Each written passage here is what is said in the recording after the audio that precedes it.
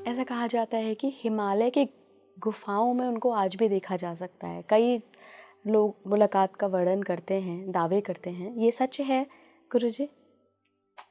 हिमालय अपने आप में अद्भुत है। हिमालय पे एक नहीं अनेकों चमत्कार हैं। और महाअवतार की बात तो ये है कि बहुत सारे लोग हैं जिन्होंने कई जगह अनुभव किया है कि दर्शन हुआ है, वार्तालाप हुआ है, संकेत हुए हैं, उद्देश्य के लिए उन्होंने प्रश्न किए तो उन उद्देश्यों के समाधान हुए, उन उद्देश्यों के प्रति मार्गदर्शन उन्होंने दिया है। एक व्यक्ति झूठ बोला समझ में आता, अनेकों तो नहीं बोल सकते। तो ये एक फैक्ट है कि आप जिस इच्छा से जाएंगे आपको जरूर वो प्राप्त होगा। महाअवतार तो अलग विषय है। उस विषय में तो वार्ता जितनी ज्यादा हो जाए उतना कम है, क्योंकि वो जीते जागता प्रमाण है। मतलब आप सोचिए कि उन अवतारों में से, उस महाभारत अवतारों में से एक व्यक्ति ऐसे हैं जो श्रापित होकर भी उत्थान में लगे हुए हैं। यही स्पष्ट है। और अगर ऐसा कुछ हो रहा है तो इससे अच्छा कुछ है ही नहीं, इससे अच्छा कुछ है नहीं। मेरे भी बहुत सारे ऐसे लोग हैं चर्चित जो स्पष्ट करते हैं कि महाअवतार बाबा को उन्होंने देखा है, वार्तालाप हुई है। और एक व्यक्ति तो ऐसे हैं अभी भी मेरे संपर्क में है कि वो एक दिन मेरे पास आए, बोले पता नहीं मेरे को आदेश हुआ कि आपसे मिलना चाहिए। मैं तो आपको जानता नहीं। बोले आपका नाम ये है। मैंने ठीक है, अच्छी बात है। फिर उन्होंने अपनी जीवन की कहानी बताई कि मैं वहाँ था, अचानक गया और एक व्यक्ति ने मेरे को ऐसे ही बोला, और वो ऐसे धोती पहने हुए थे आधे, और अर्धरात्रि में उनकी आंखें चमक रही थी, पता नहीं क्या क्या। मेरा स्वयं का जो अनुभव है वो ये है कि ऋषि कभी मरते नहीं हैं, अवतार कभी मरते नहीं हैं। कृष्ण शारीरिक तौर पे नहीं है लेकिन मौजूद हैं। राम शारीरिक तौर पे नहीं है लेकिन मौजूद हैं। उनकी ऊर्जाएं मौजूद हैं, और वो ऊर्जाएं इतनी सक्षम है कि एक पूरी बॉडी तैयार कर सकती हैं, कुछ क्षण के लिए, कुछ मिनटों के लिए, कुछ घंटों के लिए, कुछ योगों के लिए। कुछ भी संभव है। और योग में तो बहुत सारी बातें हैं। योग अगर पातंजलि सूत्र को ही हम ढंग से समझें तो उससे स्पष्ट हो जाता है कि हम कुछ भी संभव कर सकते हैं। वायु में उड़ सकते हैं, दूसरा जन्म ले सकते हैं इच्छा से, इस शरीर को छोड़ के दूसरे शरीर में घुस सकते हैं। हजारों बातें ऐसी हैं। आप कह रहे थे कि महाअवतार बाबा से जुड़े हुए आपको कई सारे ऐसी कहानियाँ हाँ पता हाँ हैं, हाँ। कथाएँ पता हैं। देखिए, एक मेरे शिष्य हैं राम प्रसाद, और वो किसी कोर्ट केस में फंस गए। मैं बताऊं आपको, बगलमुखी मंदिर में आते हैं अभी वो। हाँ जी। तो उन्होंने मुझे बताया कि मैं रो रहा हूँ बहुत बुरी तरह से, परिवार से मिलना चाहता हूँ, पैसे भी नहीं है मेरे पास। और जब मैं कहीं ढूंढते ढूंढते मैं चला गया कहीं, और ये है कजली बन की तरफ कहीं चला गया मैं, उन्हीं पहाड़ों में। तो वहाँ एक व्यक्ति कुछ ऐसा मुझे मिला जिसने बोला तू रो क्यों रहा है, ये पैसे पकड़ और तू घर चला जा, बेफिक्र हो जा, तेरा कोई कुछ नहीं करेगा। जब मैं वहाँ से नीचे आया तो मेरे को सिक्के मिले गोल्ड के और चांदी के। तो ये तो फैक्ट है, और वो सिक्के भी उसने मेरे को दिखाए। ये तो फैक्ट है कि वो अंग्रेजों के ज़माने के पुराने सिक्के थे, तो कह सकते हैं कि भाई वो सिक्के तो सही है। लेकिन घर पे आके कोर्ट केस ख़त्म हो गया, परिवार मिल गया, और फिर बाद में उन्होंने बोला मैंने कभी नहीं जाना, ये जो चित्र है ये इन्हीं से मैं मिल के आया, ये इन्होंने ही मेरे को ये पैसे दिए, पोटली उन्होंने दी। तो ये जीते जागते ऐसे प्रमाण आपको अनेकों मिल जाएंगे। युक्तेश्वर गिरी ने अपनी किताब द होली साइंस में ऐसा वर्णन किया है कि कुंभ के मेले में उनकी मुलाकात हुई थी एक बार इलाहाबाद में। देखिए, लाड़ी महाशय का या योगदा का और ये युक्तेश्वरानंद की जितनी भी पूरी चर्चित विवरण है, वो तो बहुत बातें हैं ऐसी। मैं तो दावे के साथ ये कह सकता हूँ कि ऋषि कभी मरते नहीं हैं, और जिसकी जो प्यास है, जिसका पिछले जन्म से जो संबंध है, वो जाकर उससे मिलेगा ही मिलेगा। कारण कोई भी हो, घटना कोई भी हो, कुछ ना तो कुछ है ना। आप सिर्फ इस जन्म में अगर आपने ये जन्म लिया तो इसके पीछे कोई तो कारण होगा ना। वो प्यास कितनी बड़ी थी आपकी। कुंभ के मेले में तो बहुत लोग आते हैं। कुंभ के मेले में ऐसे ऐसे महात्मा आते हैं जिनके विषय में जिक्र करना भी बड़ा मुश्किल है। फैक्ट है। और वो आंखों के सामने आए, स्नान की, और कब इधर उधर हो गए पता नहीं लगा। लाखों की भीड़ में कौन महात्मा, कौन अवतार, कब देखिए कहाँ से आते हैं वो, ये तो रहस्य है ना। और हिमालय की कंदराओं में कौन कौन कितने बरसों से बैठा हुआ तपस्या कर रहा है, ये आप पुराणों को उठा लीजिए, पुराणों में जाने कितनी चर्चाएं ऐसी मिलेंगी, कोई आश्चर्य नहीं है। ऐसे ही एक और ऋषि कहूँ, बाबा कहूँ, देवराहा बाबा हैं जिनके बारे में कहा हाँ, जाता उनके है विषय कि में बहुत बातें हैं ऐसी। 900 हाँ। वर्ष उनकी उम्र थी। उनकी उम्र को लेकर बहुत बातें होती हैं। वो भी बहुत चमत्कारी थे। मैं फिर कहूँगा, जिस किसी ने भी योग को साध लिया, योग को समझ लिया, समाधि जैसे विषय को समझ लिया, वो वहीं रुक गया, उसकी एज वहीं रुक गई। उसने रोक लिया अपने आप को। क्या किया? रोक लिया। ये बहुत बड़ी बात है अपने आप में। और जब आप ये कर रहे हैं, योग कर रहे हैं, आप किस जगह पहुंचते हैं? और समाधि ऐसा विषय तो ये है, देखिए, नाथों के विषय में बहुत सारी चमत्कारी बातें हैं, महात्माओं के विषय में बहुत बड़ी बातें हैं। योग अपने आप में ही रहस्य है, लेकिन आप सिर्फ क्या बोलते हैं, व्यायाम तक सीमित मत रहिए। योग का मतलब फिर योग है यम, नियम, आसन, प्राणायाम, प्रत्याहार, धारणा, ध्यान, समाधि। जब आप समाधि जैसे विषय पे जाते हैं तो वहां तो मिरेकल होना स्टार्ट हो जाएंगे, और वहां जो चमत्कार होते हैं ना, आप हजारों वर्ष जिंदा रह सकते हो। शास्त्र कहता है आपको समाधि लगाना आना चाहिए।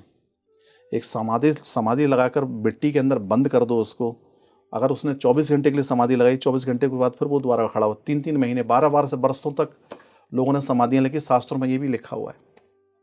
महादेव को ही ले लो, 1-1 हजार वर्षों तक समाधि लगाकर बैठे रहे, 5,000 वर्षों तक समाधि लगाकर बैठे रहे, वो यंग रहे, वो एज रुक गई उनकी। तो अगर कोई ऐसा और इफेक्ट है कि अब इस वैज्ञानिक, मतलब इस आधुनिक युग के अंदर, क्योंकि ये मटेरियल युग है, सबको शॉर्टकट चाहिए, सब भाग रहे हैं, क्यों भाग रहे हैं पता नहीं, कुछ ऐसे सूत्र हैं जो अभी भी कहीं कहीं कुछ कुछ गांवों में, कस्बों में, हिमालय पे किसी ऋषि महर्षि के पास गुप्त रूप में मौजूद हैं। या तो कहानियां हैं। महादेव के अलावा अगर देखा जाए तो महादेव ने दधीची के शरीर को वज्र का बना दिया, तो वो कोई तो सूत्र होगा ऐसा। वो सूत्र क्या था, वो लुप्त है। उस सूत्र पे आज भी कोई खोज नहीं है किसी की। और अगर आज है तो क्या एक बॉडी के, एक व्यक्ति के पूरे कंकाल को क्या लोहे का बनाया जा सकता है?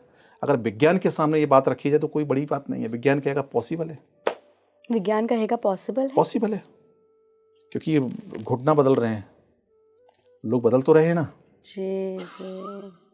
तो कल ये नई चीज आ जाए कि आपके पूरे कंकाल को बदला जा सकता है, तो क्या संभव नहीं है? पेसमेकर भी तो आर्टिफिशियल ही है। तो कुछ तो था, कोई तो सूत्र था। अब बजरंगबली का शरीर जो है वज्र का था, पूरा शरीर ही वज्र का था। कर्ण की त्वचा जो है उसके ऊपर एक कवच था। ये कौन से सूत्र हैं? इनका कहीं तो उल्लेख होगा। आप कह रहे हैं कि ये अभी भी गुफाओं में, हिमालय में, कहीं ऐसे सिद्ध योगियों के पास सूत्र मौजूद हैं। व्यक्ति ने स्वयं को शस्त्र बनाने की कोशिश की, हथियार बनाने की कोशिश की, इतना मजबूत बनाने की कोशिश की कि धातु भी प्रवेश ना कर पाए। ये वही तो विद्या है। और वो सूत्र खोजे, प्रमाण के साथ सूत्र खोजे, औषधि हो, रसायन हो। अब देखिए ना, रसायन शास्त्र भी तो मौजूद है। रसायन शास्त्र कितना प्राचीन है, विज्ञान से पुराना है। आज हम जिस विज्ञान को 300 वर्ष 400 वर्ष पुराने विज्ञान को हम बहुत कुछ मानते हैं, पारद संहिता वगैरह, ये ग्रंथ जो है इतने, इससे भी कई वर्ष पुराने हैं। भैषज रत्नम उठा लो, आप चरक संहिता उठा लो, ये कितने प्राचीन ग्रंथ हैं।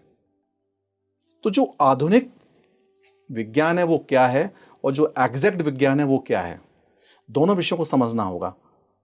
मैं तो ये दावा कर सकता हूं कि ऋषि महर्षियों ने जो खोजा है वो आज भी लुप्त और गुप्त है। और अभी भी आप समझ लीजिए कि सनातन धर्म के मात्र 17% ही शास्त्र जो हैं वो जाकर हुए हैं। 17%? ओनली 17%। बहुत सारे शास्त्र अभी भी गुप्त हैं, बहुत सारे। बहुत कुछ है समझने के लिए, जानने के लिए। अंधकार युग में जब व्यक्ति ने नेत्र खोला और खोजना स्टार्ट किया, तो उसने आंख बंद करके खोजना स्टार्ट किया। हड़प्पा जैसी संस्कृतियों में आज भी देखा जाए तो योग का विषय मिल जाता है। इस तरह से बैठ के योग के चित्र टंकित मिले हैं। तो कितना प्राचीन है योग।